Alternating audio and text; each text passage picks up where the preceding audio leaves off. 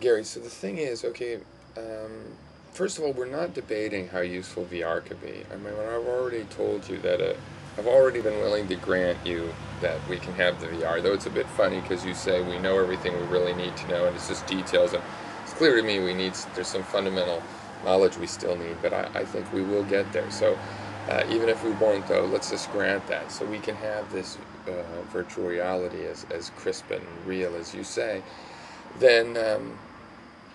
Then fine, if somebody's not getting, you keep using a sexual example, if somebody's not getting sexual gratification in their real life, fine, maybe they can get that from VR. We're not debating that. We're debating whether someone would have a reason to still want to be in reality. Would the VR be so good that you wouldn't want to do anything else? And I'll even grant you that, let's say we can put in this VR world everything that we have of our current world, everything that I enjoy. Forget the mundane part. Forget that. The part that I would enjoy, we can get that all in. Fine. What we can't get into the VR is anything that humans don't already know. We can't put into VR anything humans don't already know, that humans have never experienced. Okay? And that's important to me. That's the part of life that makes life worth living, is all of the information and knowledge you can have. And you talk about things like all the bad smells of life. See, to me, that's ironic because I know we have evolved for that to be a bad smell. You know what I mean? Garbage smells bad to us. It doesn't smell bad to flies because flies enjoy garbage. Garbage poses a danger to our body, so we've evolved the ability for it to stink. That helps us, because otherwise we just go plain garbage like it was flowers. Our body has evolved to react to smells for a reason.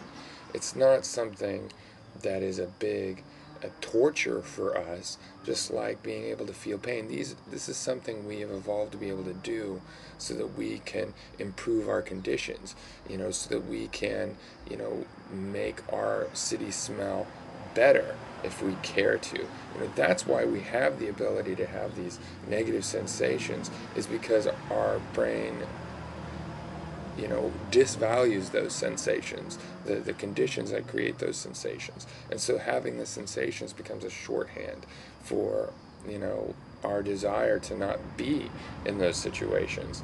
So I don't see it as a big punishment or something huge that we want to escape. I know that in the VR we'll still have terrible smells as a way to help us, in that environment.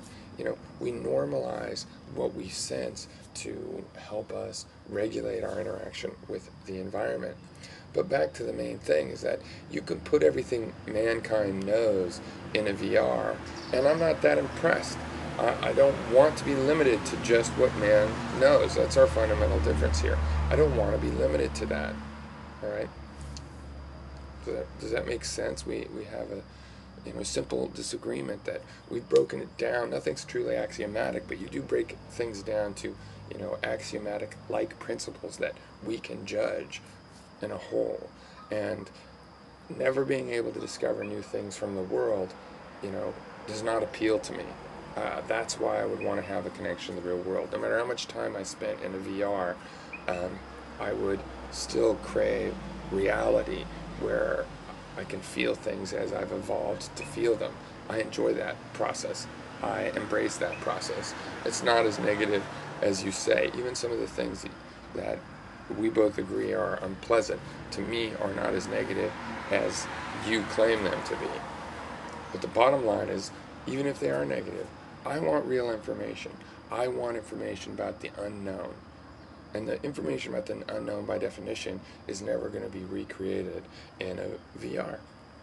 So the most VR can augment our reality. It cannot replace it. That's what I'm talking about. I'm not saying reality or virtual reality is a bad thing. I'm not saying it can't be solved. I'm just saying that you cannot reproduce the unknown.